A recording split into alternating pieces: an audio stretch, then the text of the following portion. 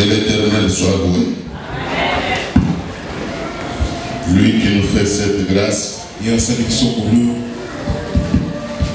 de cheminer vers la fin de l'année afin de pouvoir entamer l'année nouvelle. À lui la gloire. Amen. Mais ce que je peux dire, c'est que nous devons en cette fin d'année éviter la distraction.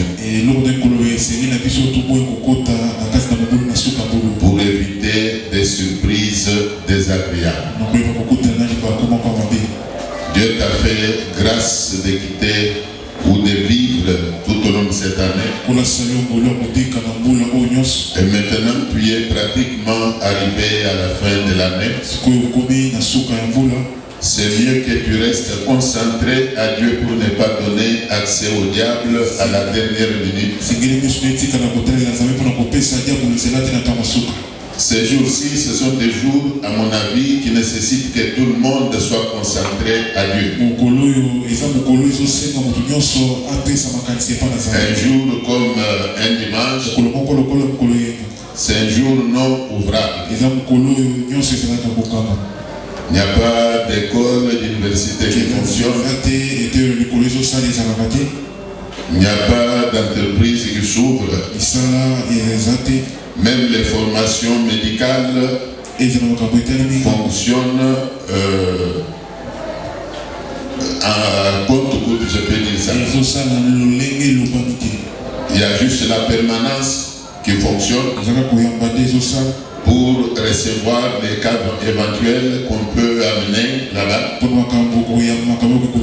Mais d'une manière générale, un dimanche c'est un jour où tout le monde est libre. C'est un jour qui nécessite que les gens qui croient en Dieu cherchent à aller devant Dieu pour célébrer son grand nom. Je vous ai toujours dit qu'arriver à la fin de l'année n'est pas une mince affaire, mais c'est plutôt une grâce que Dieu nous fait. Tu as quitté le mois de janvier,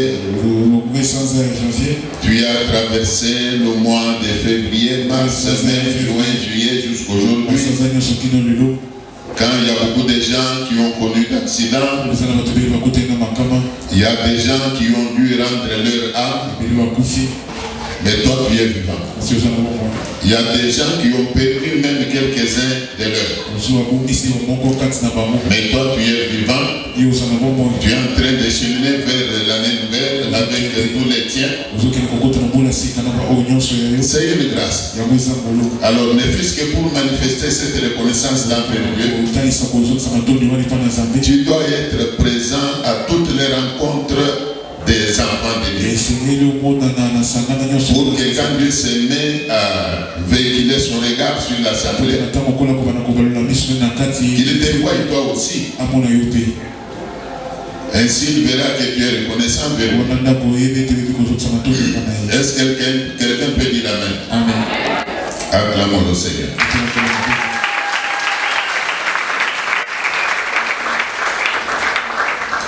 Je vous ai avant-hier parlé d'un monsieur là, un qui a toujours été aussi au milieu de nous ici. J'étais assis ici au bureau avant-hier. On m'envoie sa photo publiée dans les réseaux sociaux. Je vous l'ai dit, je crois avant-hier, annonçant qu'il est mort. J'étais étonné car il fait partie d'une famille qui est trop attachée à moi.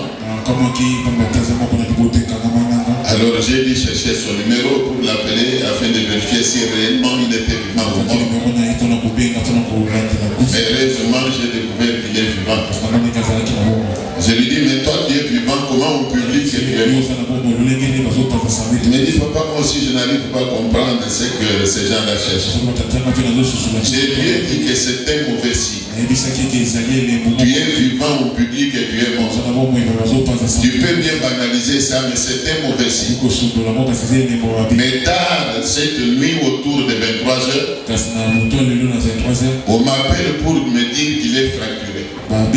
la nuit d'aujourd'hui, vers 23h.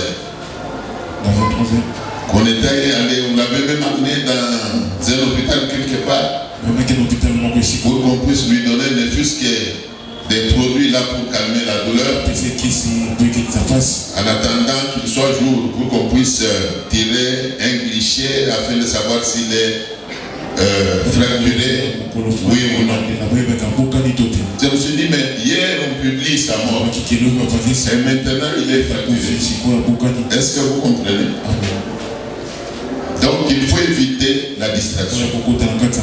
Quand la Bible dit ne donnez pas accès au diable, alors il faut comprendre que le diable n'entre que là où on lui ouvre la porte. N'ouvre pas la porte au diable. Même comme nous sommes arrivés à la fin de l'année, il ne faut pas penser que c'est tout le monde qui est content. Il y avait des gens qui voulaient apprendre ta mort. Ils ont attendu tout au long de l'année, mais sans succès. Mais comme tu es là, tu vas jusqu'aujourd'hui, ils ne sont pas contents. Ils veulent même apprendre qu'en dernière minute de l'année, un malheur est tombé sur toi. Alors il ne faut pas leur donner cette facilité-là de chanter une quelconque victoire sur toi. Il y a plus de gens qui m'entendent. Acclame le Seigneur.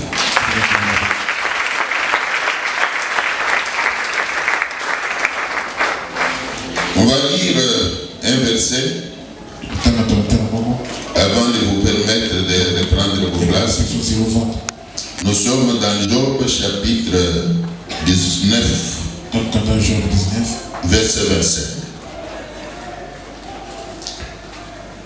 Mais je sais que mon rédacteur est vivant et qu'il s'élèvera le dernier sur la terre. Mais je sais que mon rédacteur est vivant et qu'il s'élèvera le dernier sur la terre. Parole du Seigneur.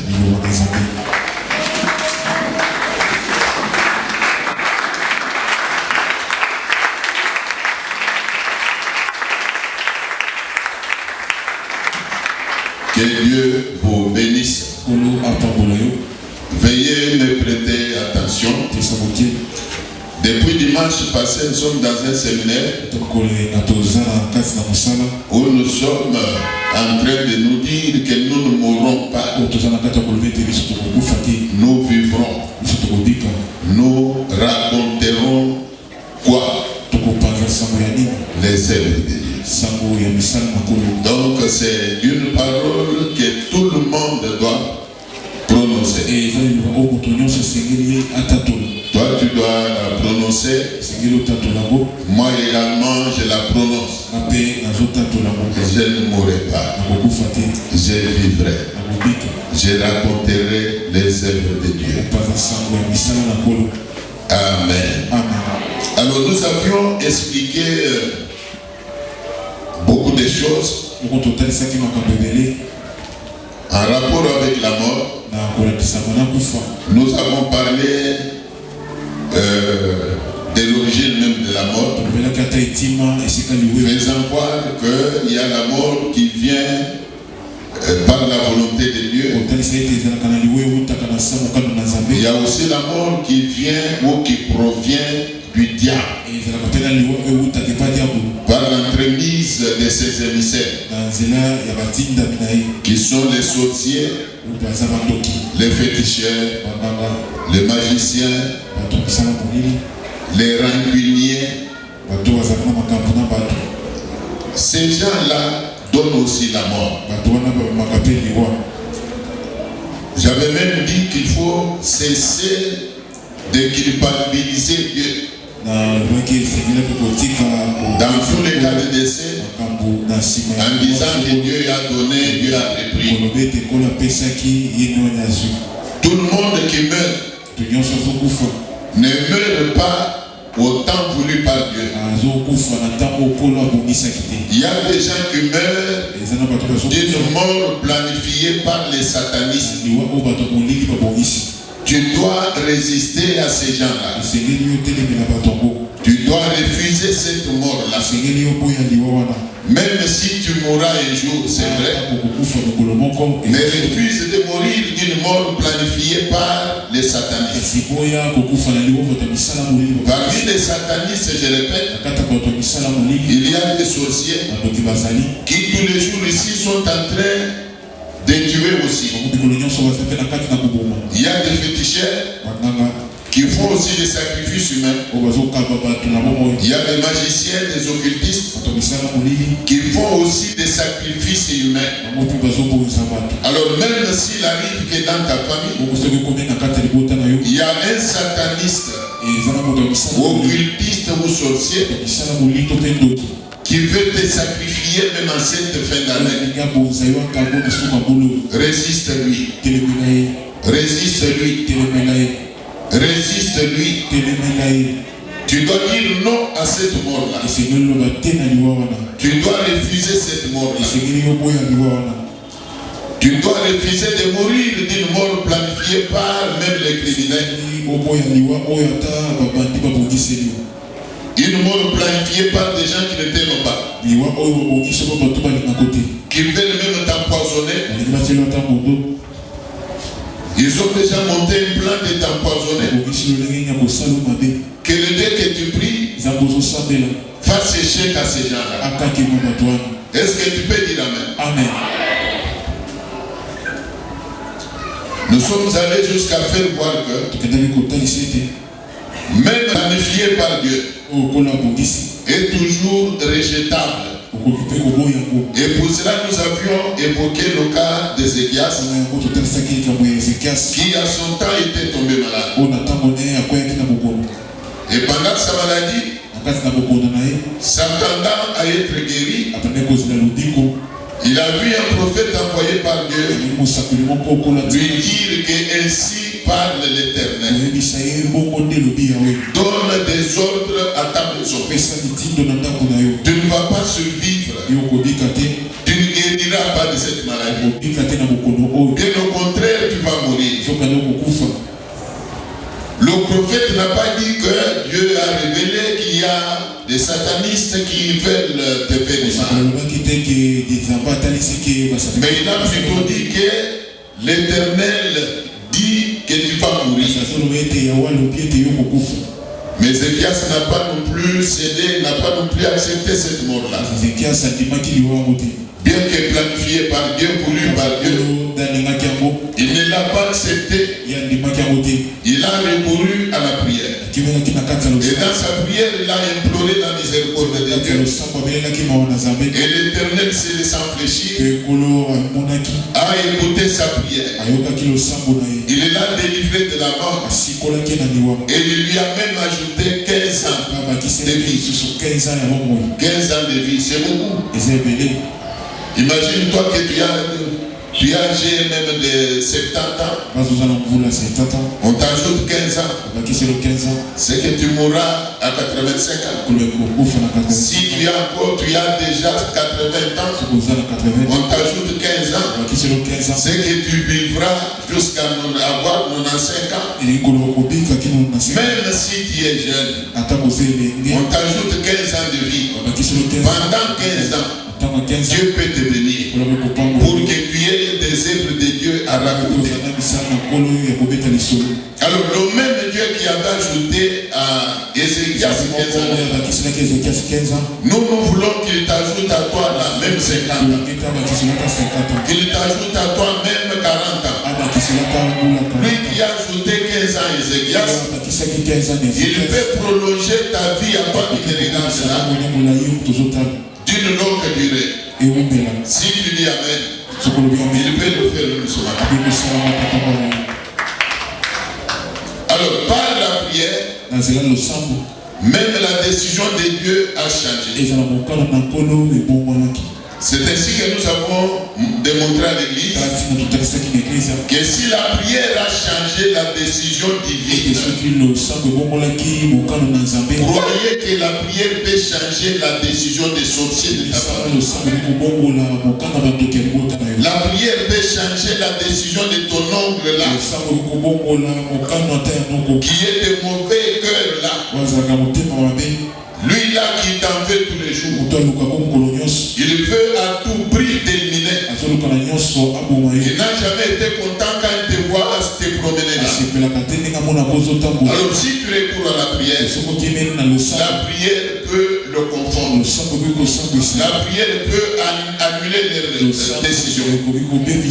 S'il y a des gens qui veulent à tout prix t'éliminer par les poissons, ils ont même déjà planifié comment le faire. Moi je te dis que la prière peut les amener ou les conduire dans la confusion.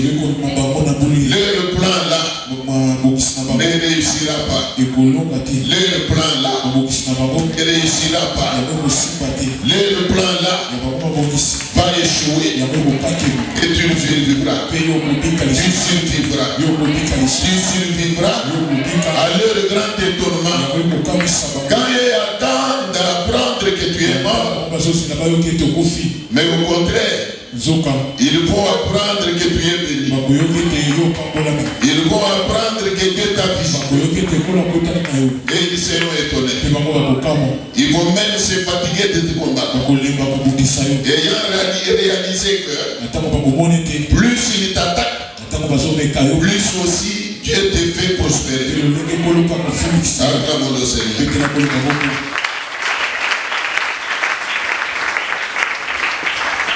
Nous avions enfin fait voir que il y a une mort qui n'est pas physique, mais une mort qui est matérielle, une mort qui est financière.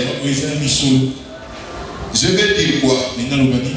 Tu peux être vivant puisque tu respires, tu te mouves. On te voit te déplacer. On te voit parler. Tu t'habilles aussi comme tout le monde. Mais quelque part dans ta vie, tu as des situations inexplicables. Tu passes des moments difficiles. Tu as un cas qui déshonore même ton Dieu. Alors je dis que tu es mort aussi.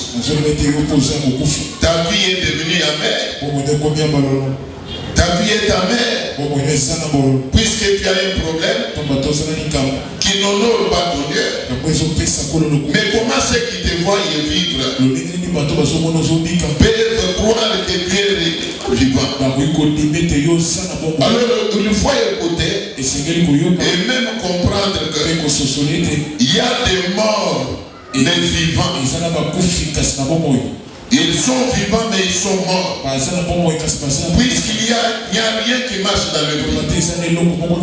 Même là où tout le monde réussit, et quand ils arrivent, ils échouent. Rien n'est réussi dans le monde. Malgré qu'ils sont en train de respirer. Mais la situation qui est la leur démontre à suffisance qu'ils sont morts. Je peux évoquer le cas d'Israël.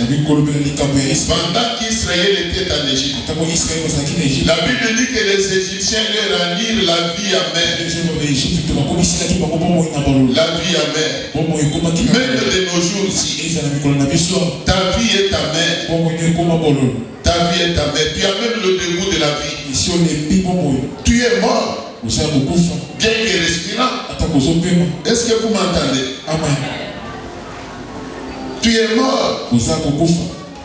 Puisque les difficultés que tu as là ne donnent pas gloire à l'Éternel. Même dans ton milieu d'habitation, que ce soit dans ta famille, Dieu n'est pas glorifié. Les dieux que tu pries là n'est pas glorifié.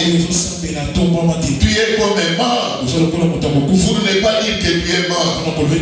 Tu es comparable à un mort. Un mort qui marche. Un mort qui parle. Tu es mort. Il y a une maman qui venait de m'appeler ce matin depuis Canada. Elle me dit que la nuit, je n'ai pas dormi. D'abord, je n'ai pas dormi. À 7 heures, tu m'appelles chez vous, vous êtes encore au lait de la nuit, non? Elle me dit, papa, je n'ai pas fermé l'œil. Je n'ai pas dormi. Mais demandez-vous pourquoi il n'a pas dormi. C'est puisque le cœur est en train de brûler quelque part. Il était une personne morte. Alors si nous disons que nous ne voulons pas la mort, eu égard à ce que je viens de dire, nous devons chercher la consolation de Dieu. Nous devons chercher la face de Dieu. Nous devons chercher la consolation de Dieu.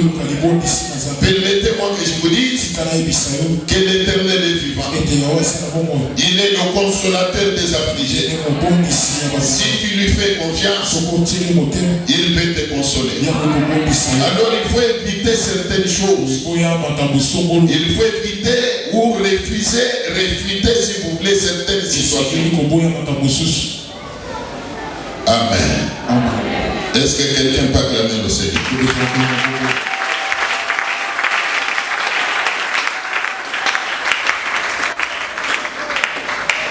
Ici,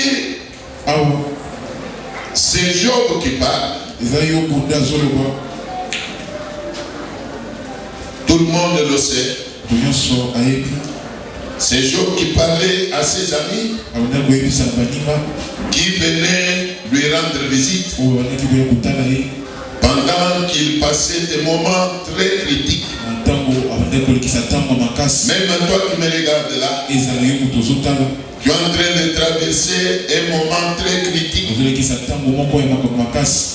Tu n'as pas du tout la paix. Tu as même à ce stade le dégoût de la vie. On te voit marcher, mais tu n'es plus. Moi j'ai compris une chose. Beaucoup de gens contemporains dans la rue ici, ce sont des gens dépassés. Je l'ai constaté plus d'une fois. J'arrive quelque part, au volant de ma voiture, une maman était devant moi avec un bébé. Je vous dis la vérité. Le véhicule arrive jusqu'à moins d'1 mètre de cette maman. Et la maman n'entendait pas qu'il y avait un véhicule. J'ai même klaxonné. Et la maman n'entendait pas. Jusqu'au point où je me suis arrêté. Et je me suis mis à la regarder. Et il y avait un autre patient qui était là, qui venait par là. Il dit à la maman, maman, tu ne vois pas qu'il y a un véhicule derrière toi? Et elle sursaute. Elle commence à me demander pardon. En me disant, papa, ne m'en ai pas côté.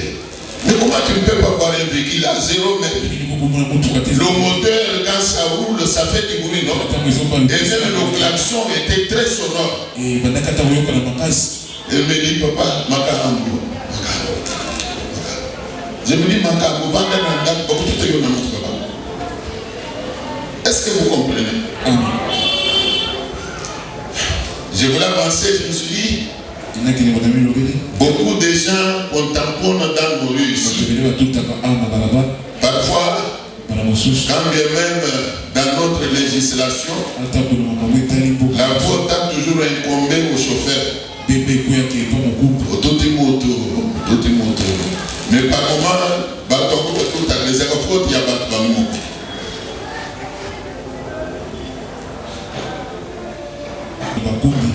au Congo, il n'y a pas de respect du code de la route. Il y a même un adage qui dit que la priorité n'est pas la sécurité. Quand tu es au volant, tu dois faire vraiment trop attention. Sans trop faire confiance ni à d'autres véhicules qui passent, ni aux passants qui passent. Mais tu dois faire trop attention. Quand bien même il y a aussi des problèmes qui poursuivent aussi les gens. Vous les évitez, mais ça vous poursuit. C'est bon, hier, malgré j'ai évité tout, il y a un problème qui m'a poursuivi. Un gros camion de militaires est venu cogner mon véhicule. Un gros camion plein de militaires. J'ai vu que c'était le diable. J'étais tellement énervé qu'à un moment je suis même descendu, je me suis appris même à l'air commandant qui était avec eux. Il m'a dit, mais vous risquez que j'appelle même votre ministre de tutelle tout de suite là.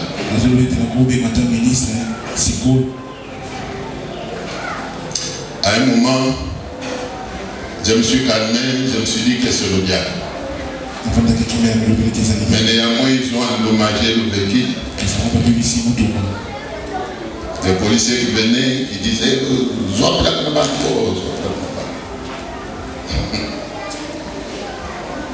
acclamez le Seigneur.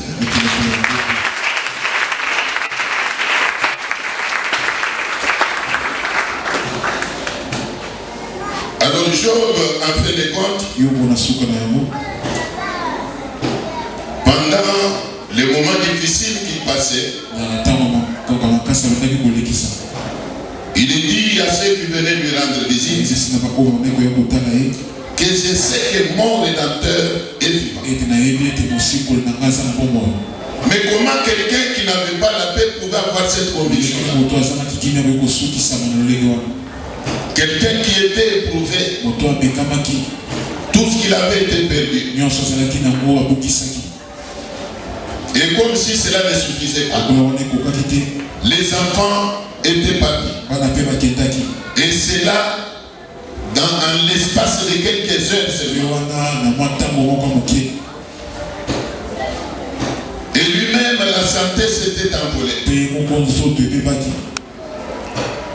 C'est vrai, comme nous l'apprenons là. Mais que ça t'arrive pour que tu comprennes comment ça fait mal. Je vous ai toujours dit que ça a toujours été facile de consoler, de nous offrir ce qui ont des problèmes. Mais le problème t'atteigne toi-même. C'est alors que tu comprendras comment ça fait mal. Est-ce que vous m'entendez? M'entendre quelqu'un qui était éprouvé dire qu'il avait la conviction que son Dieu est vivant. Quelle grandeur de la foi! Quelle grandeur de la foi!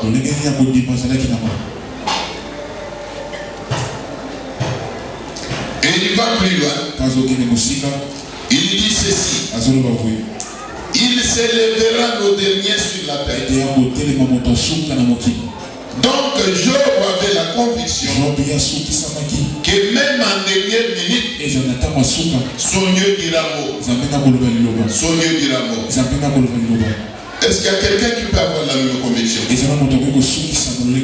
malgré les difficultés qui sont siennes, son Dieu vivant. Est-ce qu'il y a quelqu'un qui sait que son Dieu est vivant? Est-ce qu'il y a quelqu'un qui a la ferme conviction que son Dieu est vivant? Malgré les difficultés du moment, malgré les temps difficiles que vous traversez, malgré le problème délicat que vous avez là, est-ce que vous reconnaissez qu'il y a un Dieu quelque part? Si ces gens-là sont là, ils acclament l'Éternel.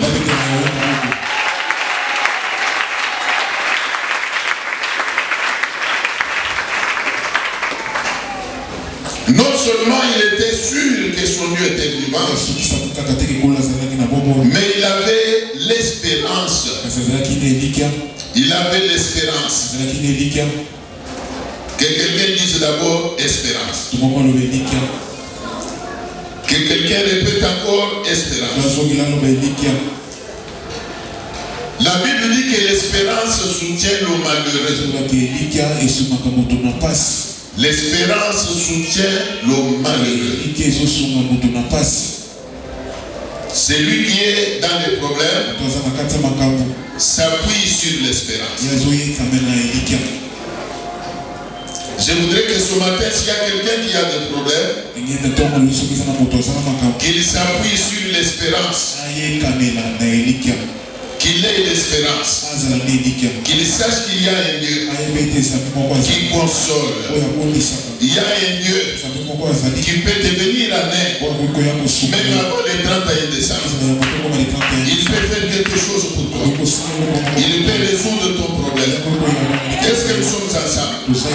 J'aimerais bien qu'ici il y a quelqu'un au milieu de nous qui est lui aussi éprouvé, qui a des problèmes, qui a même un problème. Lequel problème nous tracasse? C'est lui qui a un problème. Lequel problème l'a troublé tout au long de cette année. Alors qu'il croit qu'il y a un Dieu qui peut s'élever même avant les 31 décembre. Qu'il croit qu'il y a un Dieu qui peut faire des miracles même avant que cette année ne se clôture. Est-ce que c'est quelqu'un là et là? Cette personne là est là qui croit au miracle. Je croyais au miracle. Je voudrais me rassurer s'il y a des gens qui croient au miracle. Je vous dis que ton miracle est possible. Ton miracle est possible. Même avant le 31 décembre. Peut-être que tu feras de ceux qui vont rendre témoignage à la veille du 31. Tu peux faire partie de ceux qui rendront témoignage à la veille du 31. Si tu es là, dis-moi un amen de soutenu.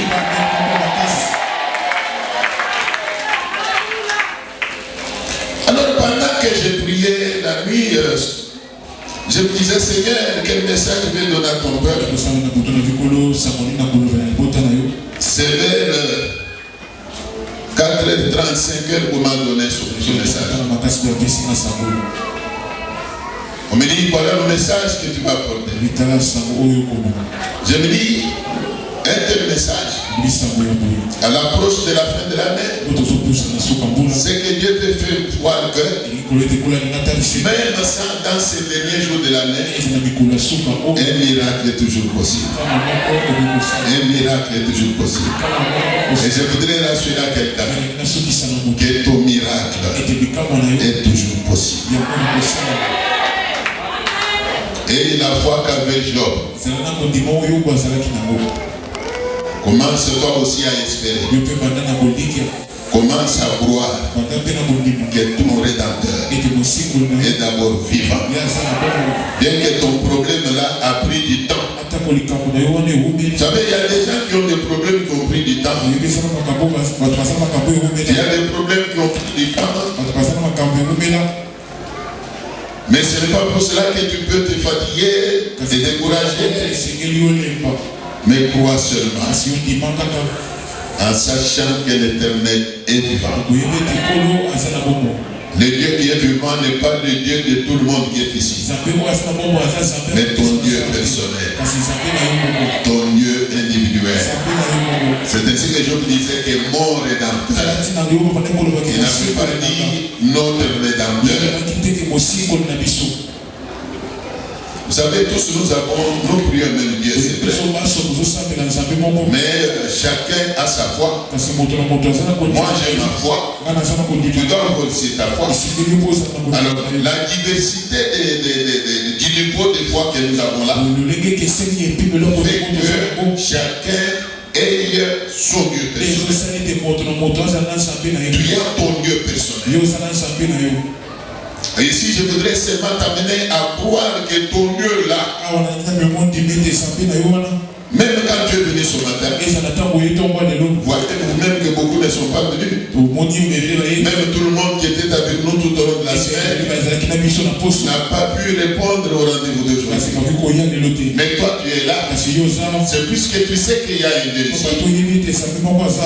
Tu sais qu'il y a un Dieu ici. Et le Dieu que tu es venu adorer, il est ton Dieu personnel.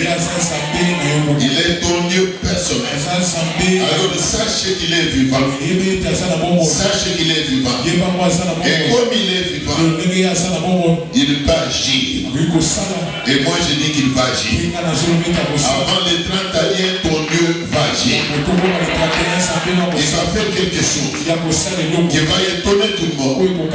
Il va faire quelque chose qui va te faire sourire.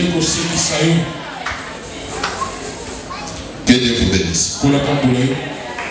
Alors pendant que je méditais sur ce message, je me disais que ça doit faire l'objet de nos prières de cette semaine. C'est la toute dernière semaine entière de l'an 2025. Puisque la semaine en 8 sera composée de 2025 et 2026. La semaine entière de 2025, c'est celle que nous entamons cette nuit. Alors, elle est considérée comme étant la dernière semaine de l'an 2025. Alors, nous aurons à prier, à chercher la face de Dieu, qu'il s'élève, qu'il nous visite. Je vais vous donner le message à lui adresser. Êtes-vous d'accord? Je vous donne un message adressé à Dieu. Même quand vous rentrez à la maison, c'est aujourd'hui là. Mettez-vous déjà à lui adresser ce message. Lisons-le dans Psaume 86, verset 17. Opère un signe à ma faveur, que mes ennemis les voient et soient confus. Car tu me secours et tu me consoles.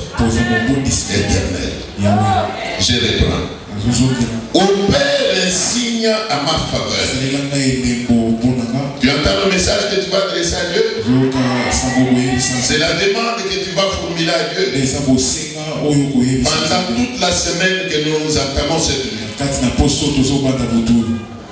C'est la prière que tu vas lui adresser. Il dit, ô Éternel, opère un signe à ma faveur, que mes ennemis les voient et soient confus, car tu me secours et tu me consoles. Voilà la prière que nous allons tous adresser à l'Éternel.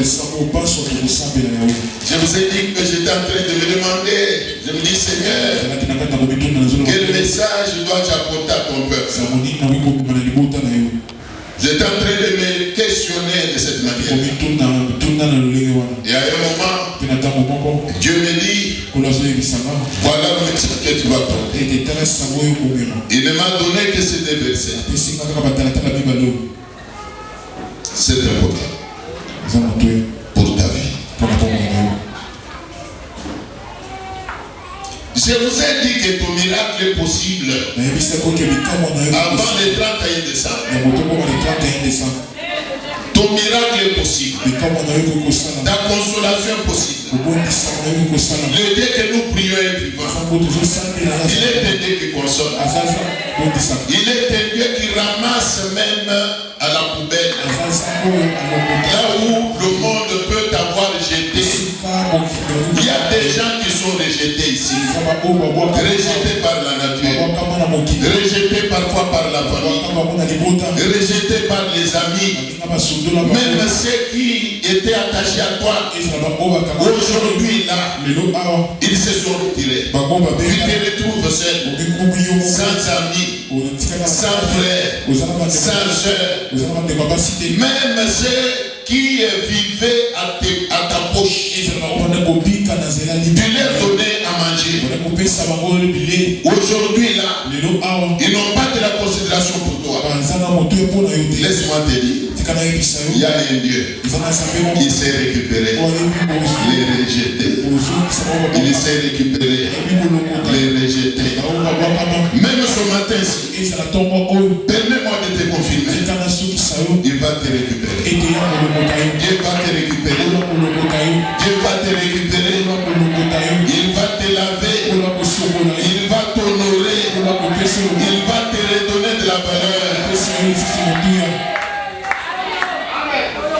Et nous devons prier pour que Dieu opère ne fût que qu'un seul signe. Qu'il fasse le Fils qu'un seul signe à notre faveur. Pour que tous ces gens-là qui n'ont pas de la considération pour nous entendent que notre Dieu nous a secourus. Qu'ils soient ainsi confus. Qu'ils soient confus. Qu'ils sachent que même là où eux ne considèrent pas, il y a un Dieu qui considère.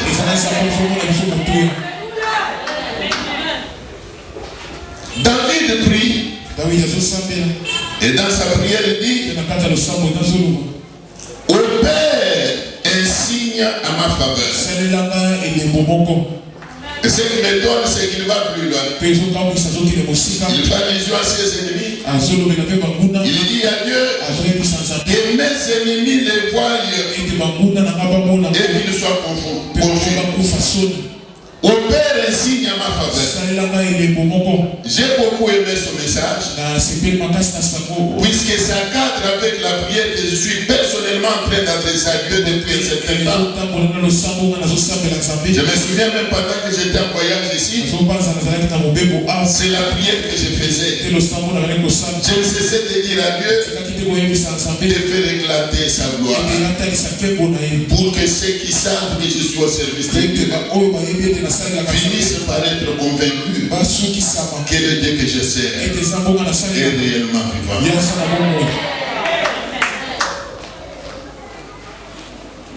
Voilà un peu de mots. Le message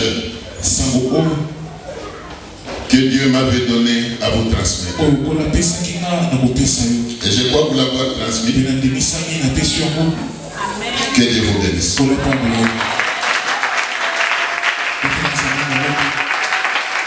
Nazolinga place aux ailes aux automnes beaucoup likolo. Kinda makanise pa nanzali. Nazolinga otombo la pe ya yo mungongo bele nanzambe. Yebisa yingo papa. Telema pe na vinangai. Na mikolo ya fin de l'année, visiter pe ngai. Na mono loboko na yo, na tatula yo, to sambeli na kongo na Yesu. Yesu nami kolonyo so. Ye epi boko yinaka. Ya butu pe na. Yesu nami kolonyo so. Yesu nami kolonyo so. Ye epi boko yinaka. Ya butu